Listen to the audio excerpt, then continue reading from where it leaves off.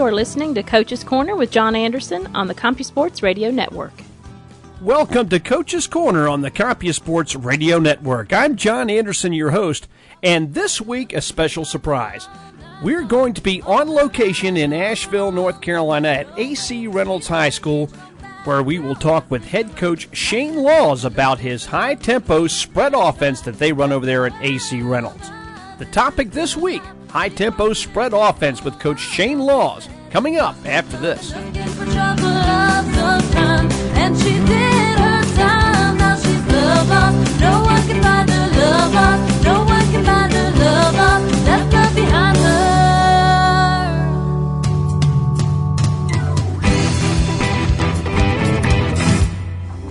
Easy Cut from CompuSports is a fast and enjoyable way to edit and analyze your game videos. Watch entire games on your computer, then label and index plays with a click of a mouse. Copy scenes to CD, DVD, or a memory stick, and upload to online video sharing sites like YouTube. Search and sort plays by keywords, then pause, restart, rewind, and even watch frame by frame for fast and detailed video analysis. Easy Cut is compatible with XP, Vista, and Windows 7. Download the 21-day free trial now or order on CD and discover how easy it is to start analyzing your game videos today.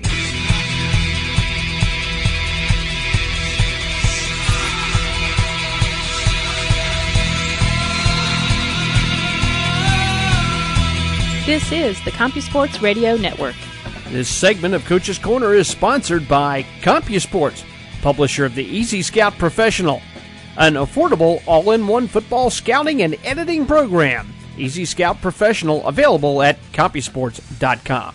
We're on location in Asheville, North Carolina, at the gymnasium of AC Reynolds High School in the Fairview section of Asheville, which is south on 74 for those of you in western North Carolina. And we have as a special guest today, he's allowed the world's worst radio host to come and invade his premises, Coach Shane Law at AC Reynolds High School. Welcome to Coach's Corner. Thank you. I appreciate it. You've been speaking with Glazier. You were at the Charlotte Clinic here in February, and you've had a lot of great success here. As a matter of fact, when we were talking before the program, you were going back and referencing AC Reynolds' success over the years, going back to the T formation, the Notre Dame box, and you've made the transition into the spread, which you've had great success with using a no-huddle style in your spread. What makes the AC Reynolds spread different from everyone else's? Well, I think when you talk about spread football, it's a wide brush, but everybody's kind of got their own thing. We've borrowed and stolen from a lot of different people to create our version of the spread, and the nuts and bolts of it we got from Appalachian State, and that's the zone read, the inside zone. Everything that we do comes off of our inside zone. But from there, you start talking about speed. We've got a lot from Oregon, where we're trying to work and run our offense as fast as we can. What makes us different than anybody else? Hopefully we can attack all over the field. Whatever you take away, then you're going to give us something. And that's, for us, we want to be able to score points and move the ball up and down the field as quickly as possible and in as many ways as possible. And you say, well, that's everybody wants to do that, but we genuinely want to be able to do that every Friday night. It's not just a game plan, we're going to attack this way this Friday, and then next Friday we're going to do this. We want to be able to do everything every Friday night. You want to dictate the pace, basically. Exactly. We want to control the pace of the game. Our saying in our locker room is we want to try to make the other team uncomfortable with the speed that we're playing at, the tempo that we're playing at mainly. We don't want defenses to be able to make big adjustments, allow them to get people on and off the field, and we want to decide if we're going fast or we're going slow. One of the things that you had said, and I know we're all guilty of it as a coach, you had made the statement that you've stolen a little bit from here, gotten a little bit from there, and we all steal what we like. We've all done it as far as coaches, and the ones who say they don't, they're liars. We all know that. So that's one of the things, at least I'm glad that you brought that up. We'll talk about a little bit about that here in a little bit. But first, tell me a little bit about yourself before we go any further. I'm from North Carolina. I'm I'm from Catawba County, went to high school at Newton Conover High School, played there under Coach Don Patrick, who in my opinion is one of the great high school coaches that this state has ever had. From there, went to Appalachian, was a walk-on there for a little while until I realized that I was a lot better high school player than I was a college player, and then dealt with a few injuries and that kind of thing. But I think college football not really working out the way I had pictured it probably was the best thing that ever happened to me, because it made me realize, one, how much I enjoyed the game and how much I missed it when I didn't have it. And it was kind of one of those things that helped me realize that, maybe coaching, that's the thing. That's the next step for me. From there, graduated from Appalachian State, and my first job out of college was in Wilkes County. Coached a year at East Wilkes High School under George Westcott, and kind of got my feet wet with it. It was 1A school. 1A, to me, 1A football is a whole different ballgame in this state. That's a special coach. The numbers you're playing with, and so many guys are playing both ways, and you could lose a great player, and everything changes very quickly for those guys with one player going out.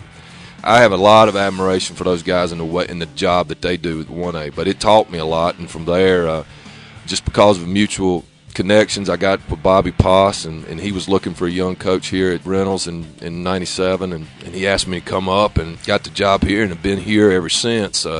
Worked my way up from a position coach to a coordinator, and then when Steve McCurry left as our head coach in 2006, I took over as the head coach.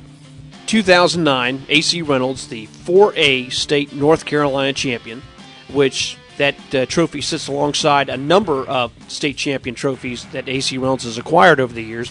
What was special about the 2009 team that really sticks in your mind? Well, I think that the biggest thing is the way those guys played, the inside makeup of those guys that you don't necessarily see on film, but just the kind of character that those guys played with.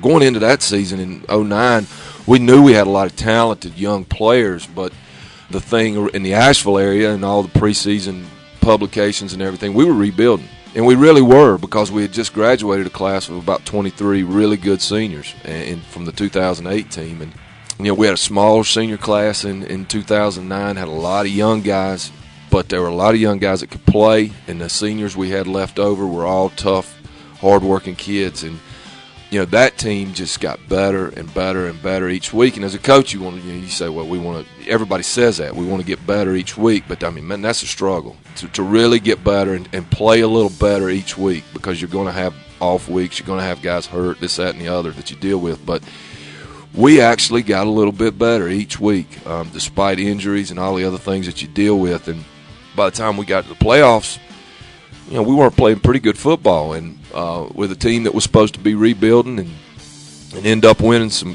close nail-biter games in the playoffs, ended up winning a second-round game against Alexander Central that we really could have easily lost. And then I think the last 3 games of the season we won by 4 points total and to win the state championship. But these were guys that just refused to lose. And no matter what, they had confidence in themselves. They had confidence in their ability that they could get the job done, and they did. Every Friday night, they just found a way to get it done. And on paper, a lot of times, maybe we shouldn't have won some of those games. But that's, to me, that's football, and especially high school football. If you get a group of guys that are willing to spill their guts for each other and work their tails off, there's a lot of possibilities. And I think that's unlike any other sport, because obviously you've got to have guys that can run and make plays, but to be able to get a big group of guys together all going in the same direction, it's hard to stop that. And we kind of got that wave going, and ended up with those guys wearing rings. It was a season that I'll never forget. You'll remember them all for different reasons, but that particular group, it was just their heart and their will. We're on location in Asheville, North Carolina at AC Reynolds High School. You're listening to the Coach's Corner radio show. Back after this with more Coach Shane Long.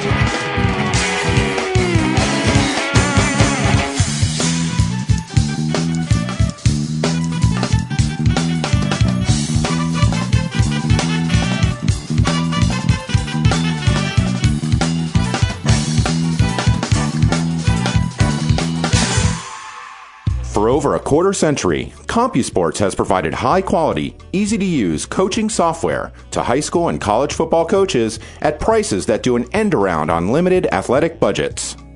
Our Easy Scout line of football scouting and video editing software improves the process of collecting, organizing, and analyzing information about the plays in a game, helping coaches save time while gaining a competitive edge. Easy Scout products have always been easy to learn, easy to use, and built to adapt to a football coach's own terminology.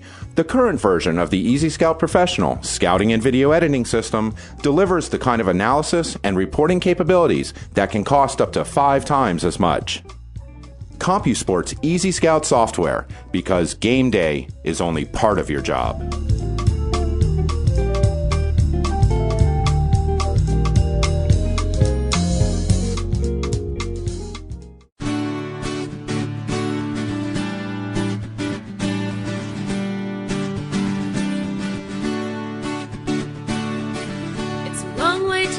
You're listening to Coach's Corner with John Anderson on the CompuSports Radio Network.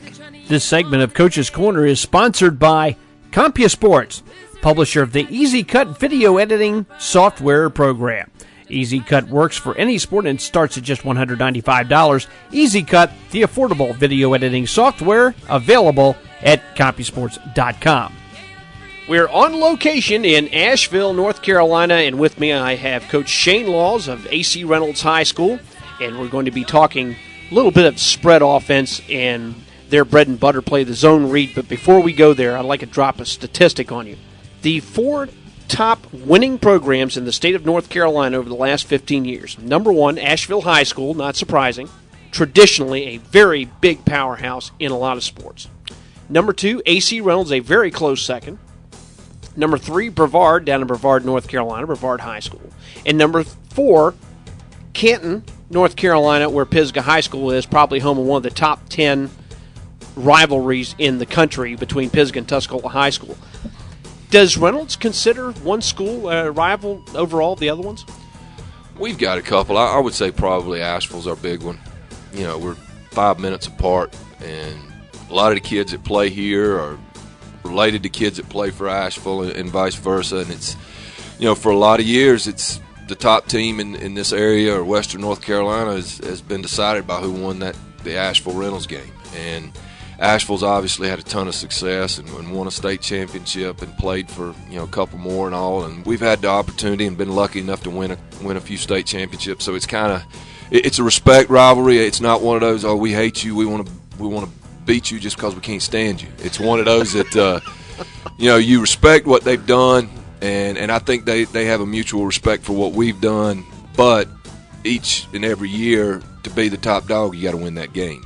So certainly that's a big one for us and one that we want to win. But you know, and then we've got another rivalry. You go 5 minutes the other way, you talk about, you know, we're playing TC Robertson, who's another one that's had a lot of success over the years in a lot of different sports. And football-wise, you know, they've had some success, especially lately, and their guys always play extremely hard. That's kind of more your dislike rivalry, just because we're similar in the makeup of our schools and we're real close together, and each of us want to win that game just to brag about it.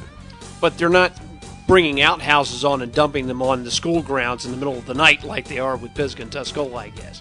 Well, there's some stuff that's went on. Nobody's brought an outhouse yet, but there's definitely some stuff that's went on. I'm not gonna give anybody any ideas though, because these kids are pretty creative once they start getting things popping in their head. All right, we are here to talk about the spread zone read that AC Reynolds runs, and I'm going to turn the floor over to Coach Laws, and he's going to school me on this zone read because I'm absolutely stupid at this. Well, you know, the zone read is the base of our offense. Everything comes off of the zone, and call it a zone read because the quarterback has got to read. He decides whether he's going to give or keep the football. Ours is an inside zone, which means we're running it in between the tackles. The one thing that I love about it is my roots are in eye football, and there was holes. You know, you run here, you run there. The zone read, I don't even attempt to try to tell a tailback where it's going to be. I can tell him it's going to be between the tackles, somewhere between the left tackle and the right tackle. And basically what we're trying to do is we're in a regular even 40 front, we're going to try to get a double on the one technique. We're going to try to scoop the backside 3 technique.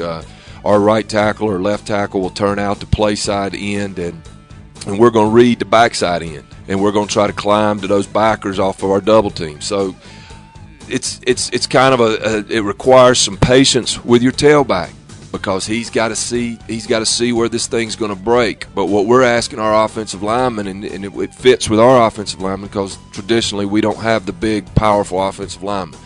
We play with a lot of 200 to 220 pound quick offensive linemen, and what we're asking them to do is step quick, get on people, and just run their feet and take guys where they want to go. You don't have to have that 300-pound tackle that just caves the whole side down. Instead, we're just trying to get on bodies and move people where they're wanting to go. If they're trying to get off you outside, then take them outside. If they're trying to beat you inside, run them down inside.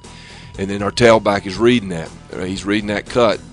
And the whole time all this is going on, our quarterback is reading that backside end. If that end commits to taking the tailback, the unblocked end or a read end, then he's going to pull the football and keep it. Now, if that end stays home and does what he's supposed to, then we're going to give it to the tailback and let him work off of the blocks up front. And it sounds simple and it sounds basic, but it does take some time. It takes a lot of just offensive linemen understanding what we're wanting. And basically what we want is we want them to get off and just attack and run like crazy and not come off of people. We want to stay on people, and just really pester the heck out of them. And while we're doing all that, hopefully our tailback has been able to find a seam that he can get up north as quickly as possible. If that backside DN stays home and does his job, and we give, a lot of times the play breaks with the tailback bending it back across the center. Because what happens is we're asking our front guys to take them where they want to go. Well, they see that tailback start with the ball and try to come across the center. They're all going to flow that way. When they start flowing, we're just going to try to wash it that way. And when that happens, normally your tailback, if you've got a decent tailback, he'll put his foot in the ground and just bend that thing back across the grain. And that's when we get our biggest gains on that particular play. Everything else that we run offensively comes off of that. And we're a run-first offense. We're spread, and we've got receivers all over the field, and it looks pretty and cute and all that. But we want to run the football. We want to pound the football. And if we're successful, if we're winning games, it's because we can run the football, even though we're not doing it in maybe the traditional power or I-type set. Do you teach any kind of anticipation drills to the tailback, or is this something that you rely on their natural ability? A lot of it is just experience running the play. And we will run this play, and we will run this play practice. We'll have a period in practice where we may not do anything but run one play, run the zone. And we may go 10 or 12 minutes of just running one play. And because the play breaks at so many different places, sometimes defensively it looks like we're running 3 or 4 different plays. But we're only running one play, and it could break in a lot of different places in a lot of different ways. But the tailback, initially, when we first get them as freshmen, we're telling them to read through that center. That center is going to kind of tell you where the flow is and what the defense is trying to do. But what we try to teach them is to read flow of the defense. How is the defense flowing? Is the defense really flowing hard? Then that tells you you're going to cut it. If you feel our offensive linemen getting a push and they're really getting a drive coming off the line of scrimmage, duck your head and get in behind them, because you're going to have something to work with. And the third thing, I guess, is like I said earlier, is patience. Because sometimes what will happen is if your offensive line does get a push and they're starting to move the line of scrimmage, which we always want, if our tailback kind of ducks in behind them and lets them do their thing, then he'll probably get a second read where he's going to squirt out of that. And a lot of great zone tailbacks are your 5'6", 5'7" guys that aren't very big, that kind of get in there behind those offensive linemen and just kind of let them do their thing, and they just sort of hide in there behind them, and the next thing you know, boom, he squirts out of there and he's down the field, boogity boogity. So it's not a lot of you do this, put your foot here, do that, like sort of the old, some of our traditional stuff where everything had an exact step that you're going to take. But I think it relies more on just patience and experience running the play. And once you get them to where they're juniors and seniors and they start understanding defensive fronts and all that kind of stuff, they can start to tell you in a film session, zone's probably going to break here. If they line up this way, the cut's probably going to be here. And they can start anticipating some of those things as they get a little smarter, get a little more experienced, to start understanding the offense. And this is the 4th year that we've run this offense. So we've finally got quarterbacks and tailbacks and receivers who have been in this thing for 4 years, And a lot of our success offensively has just been because of the experience level, and they understand where things are going to work and how, where routes are going to break and where cuts are going to be in the running game. So I attribute experience to more of it than anything. We're talking with Coach Laws from AC Reynolds High School. We're on location in Asheville, North Carolina. We're going to be talking more with Coach Laws. You're listening to the Coach's Corner radio show on the CompuSports Radio Network.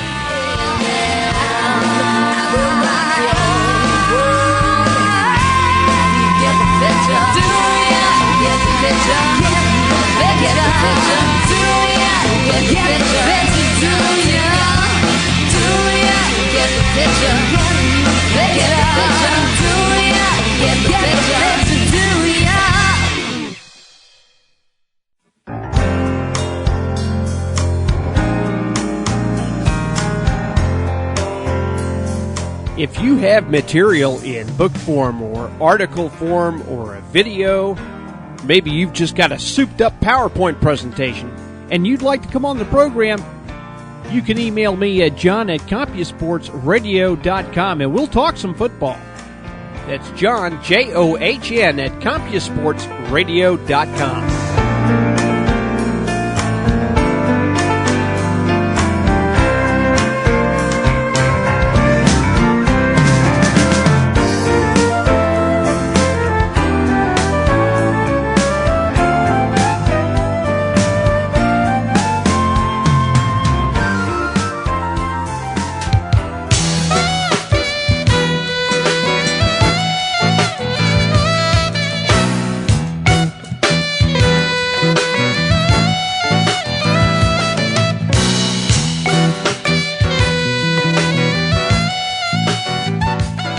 Listening to Coach's Corner with John Anderson on the CompuSports Radio Network.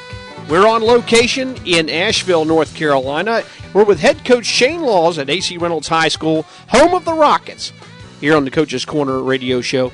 And, Coach, what do you want to cover next? Well, we'll talk a little bit about speed and tempo because I think that's a huge part of running this offense effectively, or it has been for us. Like I just said, I don't call every play.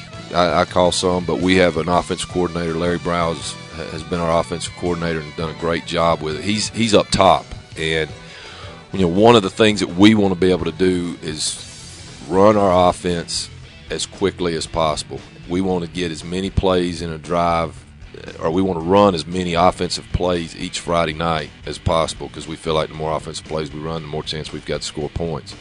But in saying that, we also we want to score as fast as we can.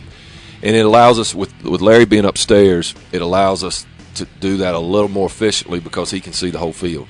The play will come from him to our quarterback's coach, and he'll signal it. And what I want to see when we've got different speeds, but in our top speed, which we call Oregon, and when we're in Oregon, we want to be snapping the football with that play clock at 18 seconds or more. If we get under 18, then I feel like we're going too slow. When we're able to do that, the first drive or two that we do that, it may not really affect the defense. We may even have to punt the football away. But it starts to wear on those guys. And, by the time you get in the middle of the second quarter, middle of the third quarter, and on, it's really starting to wear on a team a little bit because you're constantly gunning at them, going as fast as you can. And that's led to a lot of wins for us because we've won a lot of games in the fourth quarter where we've played tough, good football teams and went blow for blow with them. And when we got late in the fourth quarter, we still could put our foot on the gas, and they did too, but they couldn't go anywhere. And it was just, we had just wore the defense out a little bit. From there, that's our fastest speed is Oregon. And like I said, we're going to try to snap it before 18 hits the play clock. From there, we've got what we call jet. And jet is a little slower than Oregon, but we're still trying to go as fast as we can. With jet, when we call jet, that means that we're not going to change the play at the line of scrimmage. We're going to send a play in, and we're going to run it. After jet, we go to regular. And regular for us is as soon as that referee gets off the ball, we're ready to snap the football, but our quarterback's going to check the sideline right before he calls for the snap just so that he can get it up or down, is the play good or not. If the play's good, we'll give him a thumbs up and he'll run it. If we don't like it, our offensive coordinator from up top can see it, doesn't like what we've called, now we've still got plenty of time. We can change it. Obviously, we don't huddle. We never huddle. We haven't huddled in 4 years. We haven't come out of the gun in 4 years. We've only got one play where we go under center, and that's when we have to spike the ball. So a couple years ago, we were working with our quarterback. It was a quarterback coming up from the JVs, and we were teaching him spike. We were working clock management, and when I told him to put his hands under there and take a snap, he looked at me and said, "Coach, I've never done that before." So that's where we've come at Reynolds. We've went from the Notre Dame box to the eye to quarterbacks that don't know how to put their hands under center's rear end. So, but that's an interesting problem. It is. So when this year when we were going through our clock game, working with our quarterbacks and how to handle the clock, we had them all over there teaching them how to put their hands underneath the center's rear end and take a snap directly from the center. But anyway, and then our last speed is what we call Indy. And all Indy is we're going to line up on the ball like we're going to run a play, and our quarterback's going to make a verbal call, and we're going to call our snap count, but there's no play, and all he's doing is trying to pull those guys offside. And if we're efficient in the way we're running our offense, we could do that 2 or 3 times in a row before we actually call a play. And when I say efficient, that means there's plenty of time on the play clock, and if we've got an aggressive defensive team that's bringing a lot of pressure, or that's got a lot of guys that can run and cause you problems, then we're going to do that a lot. We'll mix that with our Oregon speed, and it kind of keeps them at bay a little bit because we're going super fast in Oregon. Then all of a sudden we'll jump into Indy and ready, set, hut, and nothing happens. And then ready, set, hut, and nothing happens. And normally we're going to get them when we're mixing those two speeds. We've had games where we've had 35, 40, or even 45 yards just in pulling teams off sides.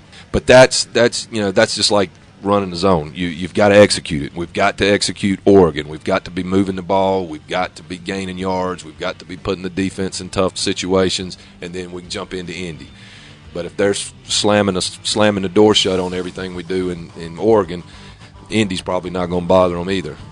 But that's the basis. I think the speeds and what the speeds allow you to do creates a whole nother group of problems for a defense, and that was one of the things that we fell in love with early on as well. Anytime I hear increasing the amount of plays, which I'm going to guess because I've not seen any tape on AC Reynolds, that you're trying to average somewhere close to 80 plays a game. If we get over 80, which is what I want, if we could get over 80, then we're on. If we get around 80, then we're okay. If we're under 80, then we probably didn't play well. All right, so I'm going to take a guess with this because I've seen some other teams do different things in the way of their conditioning, is that they start from day one in order to try to condition this particular tempo and this pace. How does AC Reynolds go about that? We've got a good situation here at AC Reynolds where we have most of our football players in a strength training class pretty much year-round. I added up the time last year. Kids that played football for us last year had a total of about, and varsity, I'm talking about varsity players, they had about 7 weeks total last year in one place or another where they didn't do a single thing for football. And that's not a lot of time for a high school player. And some of that was just lifting weights. Some of it was summer workouts and all that kind of stuff. But our kids are involved in one way or another most of the year. And in saying that, we spend a lot of time in the off season trying to improve speed and strength. Once the kids get out of school, we give them a little break. They go on vacations and do the fun things you like to do in the summer. And at the end of June, we start our summer conditioning program. And our summer conditioning program is where I tell them, and they know it, that's when we really hit the gas as far as conditioning. We're still going to keep lifting and try to maintain the strength that we've worked hard for in the winter, but now we're trying to get to where we can run 85, 90, 91 plays in a football game. And it's 3 to 4 days a week. They're here lifting and running, and it's hot and it's hard, and it's not the fun part of playing football at AC Reynolds. But our goal is when we start August 1st, that first day of regular practice, we want to be in shape. I don't want to spend time in our practice to go run sprints up and down the field. That to me is a waste of time. And secondly, the tempo of our practice. I want practice, bam, bam, bam. We are moving. We're moving. And we'll have we may have a 10-minute team offensive period. In 10 minutes, we should be able to run 21, 22 plays easy. And that's what I want. And as the season goes on, that number increases. 10 minutes, now we're up to 25 or 26 plays. And the offensive guys do okay with it. The guys that hate it are scout D guys because they're trying to get lined up and moved where they're supposed to be because they've got a job that they've won. They've got to get lined up in a defense that most of them aren't familiar with. They're playing somebody else's defense. And on top of that, they're chasing us around. So they get frustrated because they're trying to get lined up where coach wants me to get lined up. But then he's over there running plays so fast that I can't get where I'm supposed to be. But I'm sure you've heard some pretty vociferous language as a result of that. Yeah, it gets colorful sometimes. But what I want to see in a period like that is us execute. The kids that are trying to do the scout stuff for us, they do a good job and they're hustling, trying to get where they've got to be. But a lot of times we're busting plays because there's nobody there because the young man didn't get lined up the way he needed to. And that's what I want to see on Friday. I want to bust a play not because we were great offensive blockers or offensive linemen, but we may bust a play just because that one technique didn't get lined up in time, and we were able to scoot underneath him before he could get lined up because he was trying to get a call from the sideline. He was trying to catch that extra breath of air, and we were able to get off and go. That gets simulated in practice. But we push the tempo in practice, and that's something that's kind of spilled over into our defense too. Our defense practices, you'll hear us if you're on our practice field, the thing I probably say more than anything is tempo, tempo, tempo, speed up, speed up, speed up. And one of our players asked me one time, he says, "Coach, have we ever practiced as fast as you want us to practice?" I said, "No, not yet. We haven't got there yet, and it may happen one day, but I want us to go faster tomorrow than we did the day before. And let's just try to be fast in everything that we do." We're talking with Coach Shane Laws at AC Reynolds High School. We're on location in Asheville, North Carolina. You're listening to Coach's Corner on the CompuSports Radio Network. We'll be right back. Free to decide. You're free. Yeah, you're free to live. Yeah, you're free to love. Yeah, you're free to decide. You're free to be. At CompuSportsMedia.com, our job is to make your job easier and make you a more effective coach. Improve your scouting, game planning, and video analysis with Easy Scout XP Plus and the new video scouting edition of Easy Scout Professional. They're powerful, flexible, and affordable, building better game plans for over 25 years. Stretch your dollars with software for scoring and statistics, practice planning, equipment management, and video editing, all from leading publishers and ready for instant download. Improve your defense with ebooks like the highly acclaimed The Master Defense and the 30 Stack Defense, a comprehensive guide to designing and installing a pressure defense. Turbocharge your offense with ebooks from Jerry Campbell, including his latest, Taking the Option Game to the Next Level, and a classic from one of the fathers of option football, Larry Beckish, The Trap Option 40 plus 60 equals Option. All the tools you need, priced right, to make this a winning season from CompuSportsMedia.com.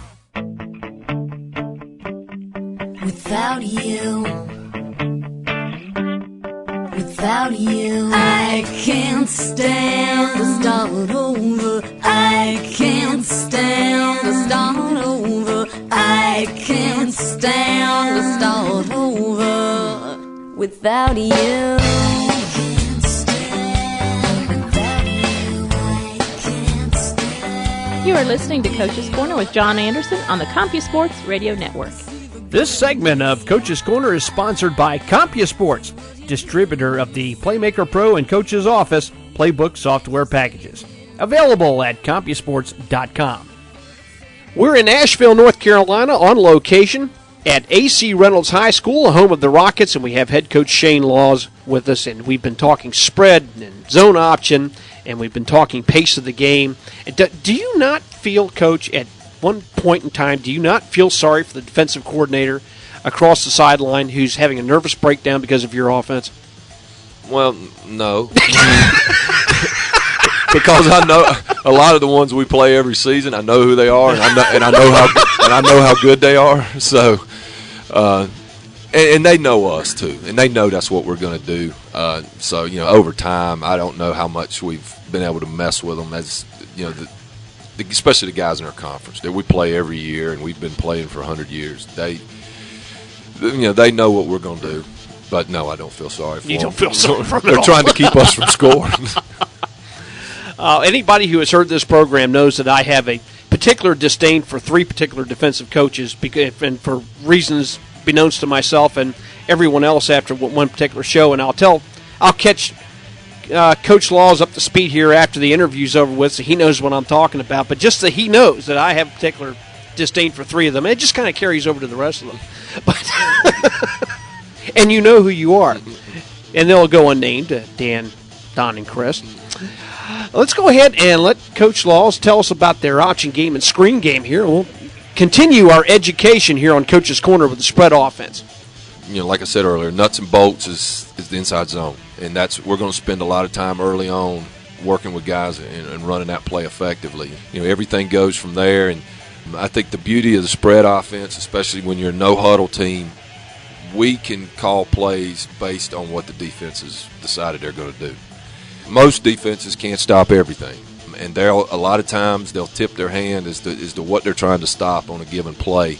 If we're working our speeds correctly and we're staying on track, then we can make changes at the line of scrimmage and call plays that are more effective to what the defense is lined up in. And now we still got to execute all that, but in saying that, if you want to take the zone away, you can take the zone away. Now, normally, if they'll take the inside zone away, they're giving a speed option. And that's our next one. If we want to run the football and, it's a down that we feel like that's what we need to do to run the football, and they're lined up to take away our zone, then probably you're going to get speed option coming next. Another way we'll add the option into it is we'll add an option read for our quarterback on his backside end read on the zone. And the way we do that is we'll bring one of the inside slots in motion in behind the quarterback. Now, not only do we have the option to give on the zone, quarterback's got the option to keep on the zone, and we now have a third option where we can pitch to that slot coming around. And that's been effective for us, especially with a lot of teams that play games with that backside end and the backside linebacker, where they'll squeeze, scrape, and try to do some things to confuse the quarterback and mess his reads up. Well, now we've got an extra guy. We've just brought an extra guy, and that's what everybody's doing. Everybody's trying to outnumber each other, and that's what that allows us to outnumber the defense on the backside. Also, we'll just run straight speed option where we're just going to attack that end, or we're going to attack that outside linebacker and force them to make a decision. And the one thing about zone, the zone blocking and going back to our little quick lineman, now we get flow again when we go back to talking about flow, and that quarterback starts reading that flow, and everything is skating towards his pitch man, or everything is skating towards him. A lot of times there's an alley where he can put his foot in the ground and cut it right back up the field and pick up 6-7 yards, just getting back underneath those linemen who are taking defensive linemen where they wanted to go. I'm not asking that 210-pound guard to be able to rough up a 270-pound one technique. If that guy's overpowering and he's bound and determined he's going flat, we'll take him flat, and our quarterback can step back underneath it. And then, of course, we've got a pitch read with that. And probably the next progression for us from zone to option is the quick screen game. We're going to run a lot of quick screens to our outside receivers, using our inside receivers to block those play side corners or depending on how the defense lines up. And then, of course, you got the bubble. Everybody likes the bubble screen, and we do too. We'll get in what we call a trio set or a trip set, and we'll bubble that inside slot receiver and hit him as much as we can. And then again, it goes right back to numbers. All we're doing is our offensive coordinator sitting on top. We've got 3 receivers out there. Do they have 3 people that can cover them? Is there, where is that third defender located? Is he too far inside the box where he can't get to the bubble? It's a simple numbers game, but it's just like running the eye or the wing tee or anything else. You still got to execute all of it. But the one thing that I fell in love with this offense over was the fact that I always had options. There was always something else to go to when they took away the bread and butter. And for years, like I said earlier, we coached in the eye, and and power and ISO and blast. That was, we made our money off those 3 plays. And fortunately, we had a lot of years where we could run those the way we needed to. But you always ran up on somebody late in the playoffs that was going to take that away from you. And what do you go to next? And I just didn't feel like there were enough options. The spread allows us for an option for anything. Whatever you take away, we got an answer for. Now, we've got to catch the football. Our receivers have still got to block people. You can give me the bubble, but if my 2 outside receivers don't block that corner and strong safety coming up, the bubble's still no good, even though that was the answer to the question. That's what all of us spend a ton of time on in practice, or working on those little things so that we can execute the answers to the questions.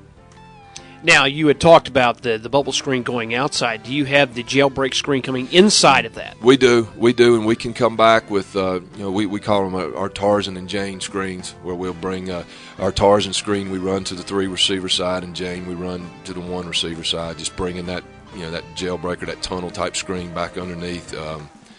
We've got those, and those are all, those are passes. I think, early on people had the misconception about the spread that you've got to be able to throw the ball vertically down the field for it to work, and you really don't. If you can hit your screens, you can hit your bubbles, you can hit your quick hitches and stop routes, and every once in a while hit something vertical, you've got enough passing game right there to win a lot of games. Now, you're not going to beat everybody with it, but you've got enough right there in just 4 or 5 pass plays, and a lot of high school quarterbacks can complete those passes and can be effective, running that stuff. And that's another thing that sold me on it is we didn't have to have that quarterback every single year who could throw it all over the yard.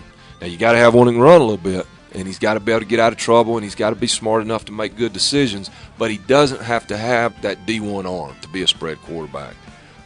But if they give you that matchup, you're not above taking it, I'm sure. Oh, if we get it, we're going after it. If we, we've got matchups we're looking for. When we watch tape, there's certain kids that we're trying to get matched up on other kids, and we're looking for that. And when we get it, usually I hear it from up top real quick. I got what I want, here we go. And fortunately, the past couple seasons, it's worked out for us when we got those matchups that we wanted. That's when you get those big plays, and like we talked about, screens and zones and options, all that stuff that's all, within 10 yards of the line of scrimmage. You run that stuff, and then all of a sudden people get tired of it, and they'll walk an extra guy down in there, or they'll match up somebody man to man to help take that away. You got the matchup you wanted now. You got them into what you wanted them to be in, and hopefully you get a big play out of it. Coach, this has been a lot of fun. Had a lot of fun going around the campus here. Look, it's a beautiful campus out here. Sit out here off Highway 74 in the Fairview area of Asheville. The mountains are high. There's snow on everything. A beautiful field out there. You've got the first-class facility here, and you've got a first-class program here as well. And thank you for letting the world's worst radio show host come in here and be a part of this. Well, I appreciate you coming over and taking some time with us. And we're going to have to invite you back on here. This has been too much fun. Well, I appreciate it. I want to thank Coach Laws for being on the program, and for everybody else, some final thoughts after this.